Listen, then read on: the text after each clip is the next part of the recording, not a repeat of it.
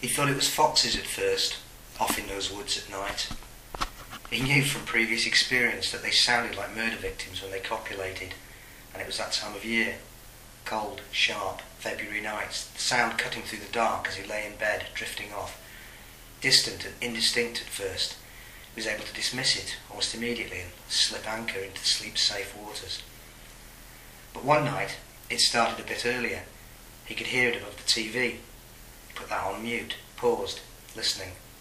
It came again, still distant, but carried, cut through the air. It was unlike any fox he'd ever heard. It was not the sound of back gardens and alleyways. Deep inside, he felt a nameless thing stirring, ready to catch his innards with a dread hand. But the sound died off, and he went to bed, deciding to forget about it, until it woke him 2 nights later as he dozed in the armchair. This time it sounded more intense and closer, intermittent, distorted, frequently buried beneath the sound of the evening's last pulse of traffic. It was there all the same. It was impossible to pinpoint the source as he stood, scalp prickling, window open, ears straining. Impossible to pinpoint, except he knew it was in those woods. During the summer that followed, there was just an occasional reminder on the odd night just after dark. Once he thought he heard something right outside the building. When he got up, a horrible moment that froze his innards before he realised it must have been cats fighting. Gradually, he shrugged off the creeping unease. Gradually, things returned to normal, and he continued with his solitary life, just as he'd always done. But then, as the autumn days shrank to withered remnants, it came back with a vengeance, waking him in the small hours, in the quiet time, when the city pauses in stasis, the dead hours when he was acutely aware of just how alone he was, with only a hollow honeycomb of cold rooms around and above him. He almost wished for the oblique comfort of the departed insomniac upstairs, whose creaking boards and shuffling sounds had at least been evidence of normal life. He tried to explain the sound away, but it was getting louder, still indistinct, but like a memory of a voice. It was definitely out there, not in his head. Out there, someone screaming. After a week, it was no longer alone. One Friday, he jolted awake at 2:40 and, frozen in the dark, realised there was a second and a third voice joining the scream, garbled shouts laced with animal fear, weird and intermittent, as if emanating from a detuned radio or snatched up and carried off by a capricious wind. But then back again, just that bit closer every time. He lay, heart in mouth, clutching a duvet to himself, limbs locked, reduced to a child. Then abruptly the sounds died off, flickered and flailed. He lay awake for another hour, staring at the ceiling, listening.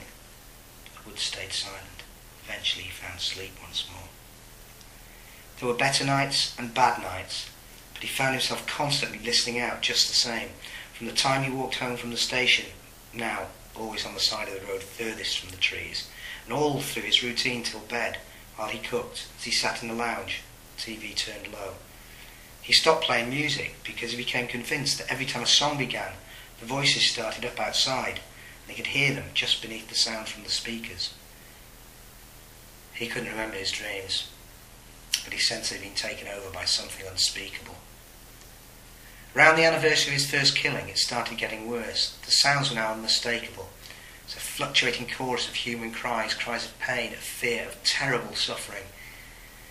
The different keys of men, women, children, some so garbled and unspeakably horrible they were beyond defining. They rose and fell, sometimes a lone voice, sometimes what sounded like 10 or more, ebbing and flowing like some dark estuarine tide, rich with the silt of human suffering, flowing up out of the woods into the small dead hours when the city slowed and slept. Sounds were beyond ignorable. They cut to the marrow. He somehow knew that nobody else could hear them. No lights ever flicked on in the other flats. No blinds or curtains ever stirred during these episodes. No police cars were ever called. He was more alone than ever. He began to recognise some of the cries out there, the derelict city air. Among the chokes, the pleas for mercy, and their fucking awful, awful screams, he recognised them as the voices of the men he'd murdered. The same pleas, the same screams, broadcast on repeat, as if the very air had recorded them. His nights became an ordeal. For most of the week, tiny promise of sleep would be held out, dangled cruelly just beyond reach. The chorus made sure of that. He tried sleeping in different rooms, as far from the windows as possible, but the sounds followed him, wherever he chose to barricade himself. He tried sleeping tablets, but they worked only intermittently. He tried drink, but he couldn't get used to the taste, even in tea, and just made him sick before he could render himself insensible. It seemed as if the voices knew he was attempting to cheat them, to shut them out. They increased their assault accordingly. The lack of sleep quickly eroded him, stripped his days of reason. His timekeeping grew erratic. He lost weight. His health plummeted. People at work commented. His head of section, Uncle Myers, called him up for a meeting, feigning concern, delivering veiled threats. After that he stopped going to work. He fell behind with the rent, but he had money in the bank to cover enough of it. His grasp of order and routine had been shattered. And then one evening, not long before Christmas, after 3 days without real sleep, he drifted off through sheer exhaustion. After a while, the empty black void gave way to a vision. The first man he'd killed came to him in this dream. The man's face looked different in proper light, somehow, though it was still intact, like it had been before the hammer blows, except that he'd got the same glasses on, and one lens was a spider's web of cracked glass. He also wore the same overcoat, encrusted with patches of leaves and mud, and something else that was dark around the lapels and down the front. The man in the dream was in his kitchen, boiling the kettle, which wouldn't switch off, so the steam was steadily filling the room, condensing on the tiles and the window. The man turned and looked at him with an unreadable expression.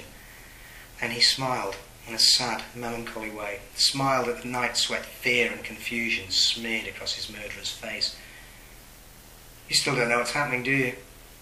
the dead man asked quietly, but his voice was clear above the agitated tumult of boiling water, as if he'd been standing right next to him in the doorway. "They're coming to you," he said, "all of them, the dead of this city, all the murdered dead.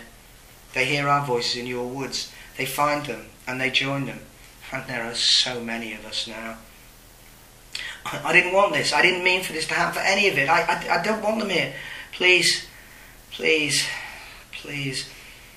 The smile faded from the dead man's face, a pause like molasses, like the thickening blood so fastidiously scrubbed away each time. The blood of 4 dead men, slow and heavy, time pregnant with sickly pressure. Then the man spoke again. "You think I can stop it, do you? That's not possible now.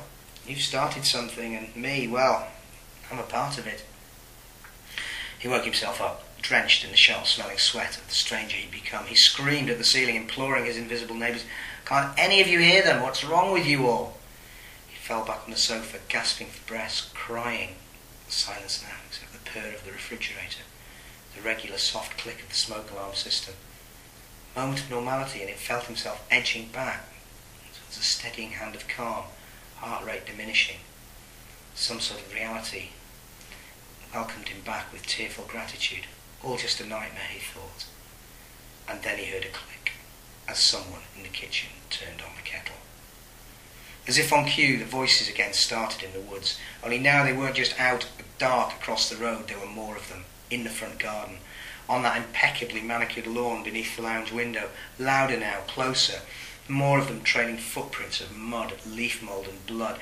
He knew they'd be standing on the lawn, their ruined faces raised to the windows like grotesque parodies of carol singers, their mouths open ovals of eternal night, endlessly repeating their inarticulate dying cries, their screams, their curses, their pleas. A discordant, dissonant choir of human suffering forever trapped. The women beaten, violated and killed by predatory rapists and enraged ex-boyfriends. The children abducted and strangled on cold waste ground and in darkened garages. The vagrants and prostitutes who'd fallen through society and disappeared without ever leaving a single fingerprint on life. And the suicides, driven to ultimate despair by a life they could not escape and could no longer bear. A black wave of sound endlessly breaking against him, a chorus of night beyond night meant only for his ears. And he couldn't block it out anymore. It was a terrible music he would only be free of when he joined them. He threw his head back, opened his throat and started to scream back at them. Once he'd started, he found he couldn't stop.